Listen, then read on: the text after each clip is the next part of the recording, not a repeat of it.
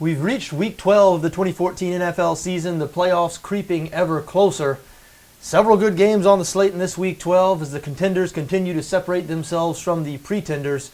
Would like to go through a few of these games now quickly. First, I would like to remind you, though, that we preview every game in great detail here at BETDAQ Tips, so we hope you check back with us over the course of the week. But several of these games caught my eye. Would like to go through a few of them now. Starting with the Cincinnati Bengals going on the road to face the Houston Texans. The Texans are a 1.5 point favorite on BETDAQ. 43.5 is the total in this game. This game is key in the AFC playoff race. The Bengals lead the AFC North, even though they've mostly struggled over the last month, and the Texans still very much alive in the AFC playoff race. Where do you start with the Bengals? This is a team that looked like the best team in the NFL through the first 3 weeks of the season. And then really since then, they have looked like a non-playoff team until last week. They went into the Superdome, they beat the New Orleans Saints, shut down that Saints offense. Really an inexplicable result based on what we've seen out of the Bengals in recent weeks. Keep in mind, back in Week 10, they were beaten 24-3 by the Cleveland Browns. And based on what we've seen out of the Saints this season. The Saints, they haven't been quite as good this year as they have been in years past, but they still entered last Sunday's game ranked second in the NFL in total offense, top 5 in points scored. So it was stunning, their inability to move the ball against a Cincinnati defense that had entered that game ranked 30th in yards allowed. Now, is the Cincinnati defense better than 30th in yards allowed? Probably so. They were great last season, third in the NFL in both yards allowed and points allowed, and they played really well through the first 3 weeks of this season, which is why myself and many others were so surprised to see this defense run over in weeks 5, 6, 7, 8. And at some point, and when we previewed last week's Cincinnati-New Orleans game, that's what we said. At some point, we were 11 weeks into the season, you had to stop saying, well, the Cincinnati defense might be a little bit better than the numbers would indicate, because again, we're 11 weeks into the season. This year is this year. I said last week, the Bengals, we have to just accept they have a bad defense. Only 2 teams were allowing more total yards per game. However, I got to roll that back a little bit after seeing them last week in New Orleans. This is most definitely not a bad defense, a mystifying defense maybe, but a bad defense does not march into the Superdome and do what they did to the Saints. Now, they'll be facing a much different offense this Sunday in the Houston Texans. Houston, not particularly good on the offensive side of the ball. They did win their first game with Ryan Mallett as their quarterback last week, but Mallett wasn't asked to do a whole lot. Mostly dink and dunk stuff, similar to what the Texans were doing when Ryan Fitzpatrick was under center. The Texans are a run-first team. They like to run the football. Arian Foster was hurt, not playing last week, but rookie Alfred Blue went over 100 yards. And they are going to try to run it against this Cincinnati defense that has been vulnerable against the run this season. The Bengals, 28th against the run, only 4 teams allowing more rush yards per game.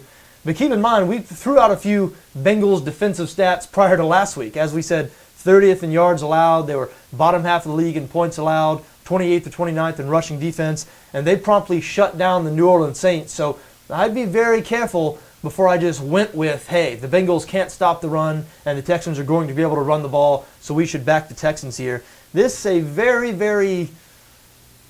a game I'd be careful with. I have an initial lean towards Houston, but boy, after what we saw out of Cincinnati last week, not sure I want to be touching this team right now. It wouldn't surprise me in the least if Cincinnati went down to Houston and beat the Texans, especially since the Texans have really been struggling in the secondary.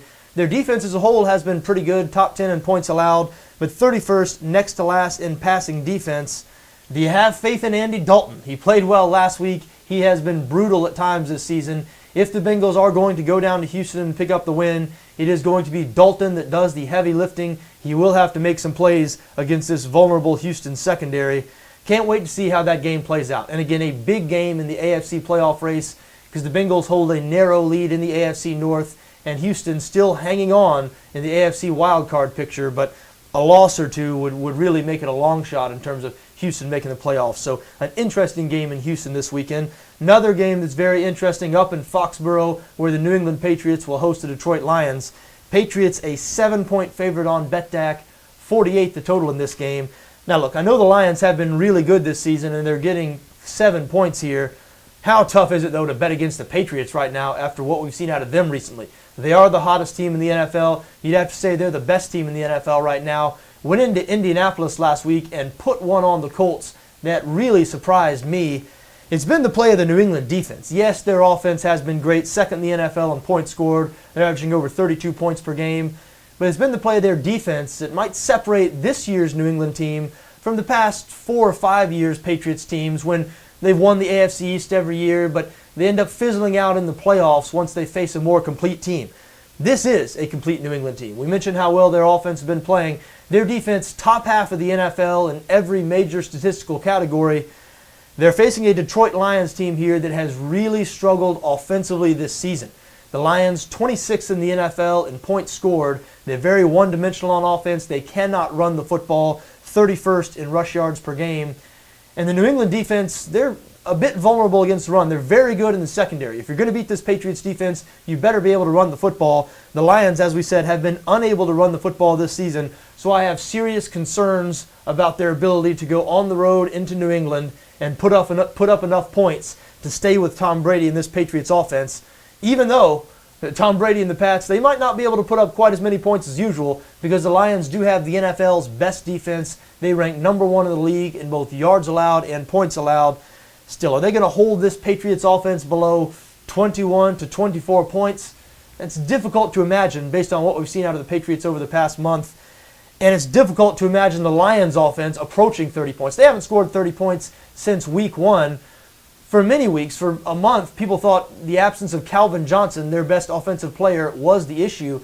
However, Johnson's back now. He's been back for a couple of games, and this Lions offense does not appear to be improving. They could only manage 6 points on the road in Arizona last week.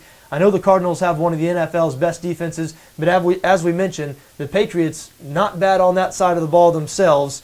I do have an early lean towards New England here, even though 7 points, a big number to be given a team like the Detroit Lions. Just don't think that Lions offense is going to be able to keep pace. Let's move on now to another interesting game, NFC matchup. The Seattle Seahawks hosting the Arizona Cardinals. Seattle a 6.5 point favorite on BETDAQ, 42.5 the total here. The Cardinals, you know the story, best record in the NFL right now. They've been the best team in the NFL to back, 8-2 against the spread, 9-1 overall. The Seahawks, on the other hand, have been a little bit of a disappointment this season. They lost their 4th game of the year last week on the road in Kansas City.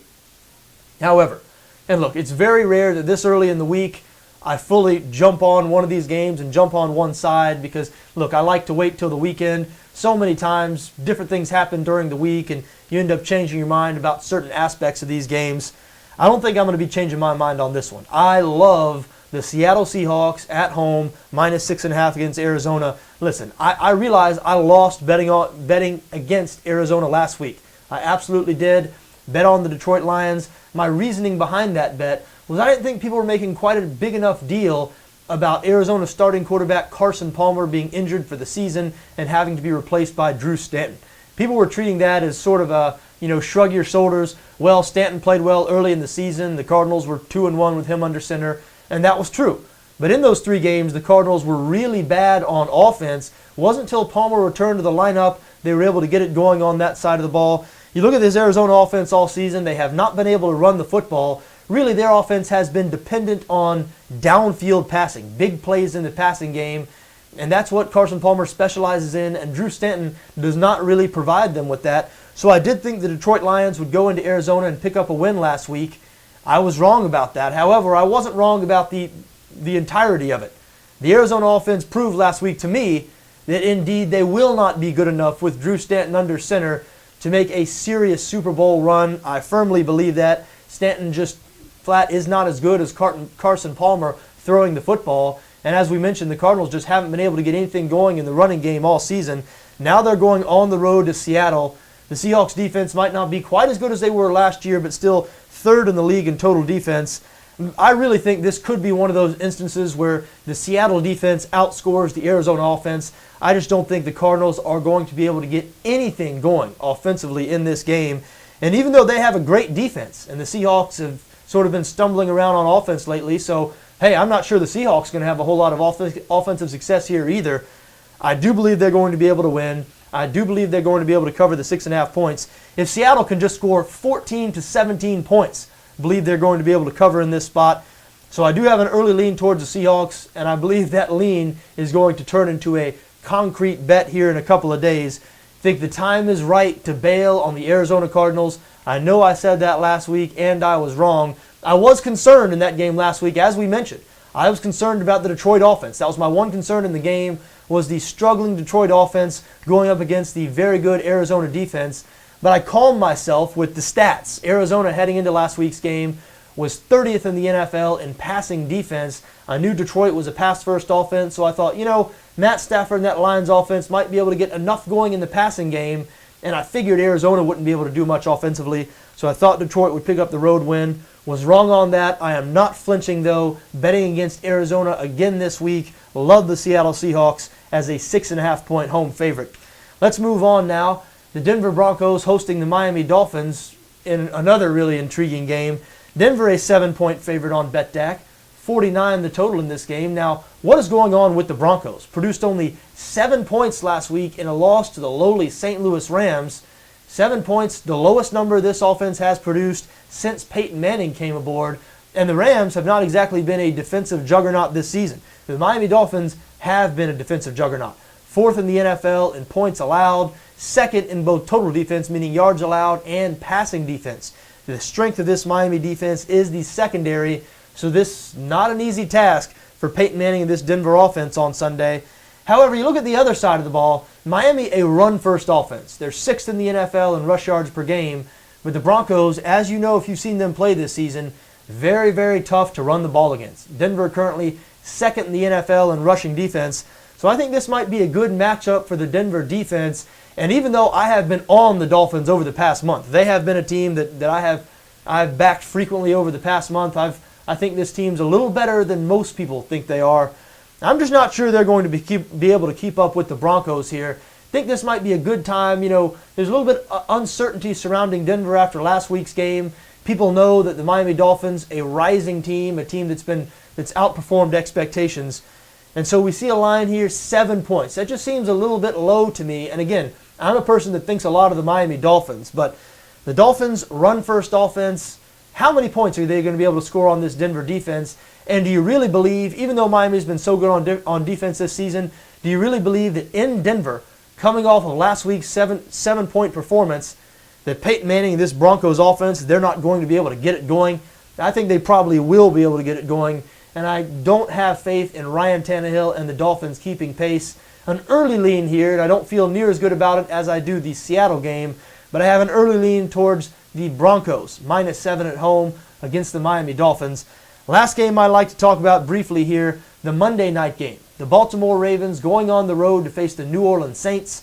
The Saints a 3-point favorite on BETDAQ. 50 is the total here. What is going on with the New Orleans Saints? 4-6 now. They lost 2 home games in a row. I mean, that never happens. Now, the one 2 weeks ago, somewhat understandable. They faced a motivated San Francisco team, lost in overtime, probably should have won that game. But last week, they were dominated by a Cincinnati Bengals team that had just lost 24-3 to the Cleveland Browns. The Bengals entered that game ranked 30th in total defense. Saints couldn't get anything going offensively. What's going on with the Saints? I'm asking you because I sure don't know. You look at the stats do not give you the answer. New Orleans, there's not much wrong with them this year statistically. 2nd in the NFL in total offense, 3rd in pass yards per game, top 10 in points scored. This offense, again, based on the numbers, still a well-oiled machine. And even though the defense isn't that great, they haven't allowed 30 points since week 5. They have improved over the course of the season. And the Sean Payton, Drew Brees Saints have had worse defenses than this before, and they've been good with worse defenses than this before. So frankly, I don't know what is going on with the Saints here. I really feel like this is a last stand for Saints believers because the Ravens have been better than the Saints this season, yet the Saints a 3-point favorite here. So if you're a long-term believer in the New Orleans Saints like I have been, especially if you're a long-term believer in the Saints in the Superdome like I have been, this might be sort of your Waterloo here. You get on them -3 against the Baltimore Ravens. Baltimore has been under the radar, one of the best teams in the NFL this season. They're only 6-4, but 7th in the NFL in points scored, 5th in points allowed. They've been getting it done on both sides of the ball. No discernible weakness for this Baltimore team. And as we said, the Saints, tough to put your finger on what's going wrong there. That really worries me as a bettor. I don't like trusting a team that there's clearly something amiss, but you can't quite put your finger on it. especially when they're facing a team that's probably underrated. Again, Baltimore top 7 in both points scored and points allowed. They haven't been very good on the road, though. They have lost 3 of their past 4 road games. That might be more ammunition for Saints bettors. Listen, it's going to be nearly impossible for me to bet against the Saints in the Superdome, but I'm not sure I'm going to be betting on them this week either. I think I might sit back and see how this one plays out. Feels like a dangerous spot for me. I'm sure a lot of people are going to be on the Saints thinking there's no way the Saints are going to lose 3 in a row in the Superdome, but don't sleep on the Baltimore Ravens. They have quietly, as I said, been one of the better teams in the NFL this season. Wouldn't shock me if they went into the Superdome and picked up a win on Monday night. There you have it. Those are a few games in this Week 12 that caught my eye. As I mentioned, we preview all these games in great detail here at BETDAQ Tips, so I hope you check back with us over the next few days. Until then, for BETDAQ NFL, I'm John Arnette.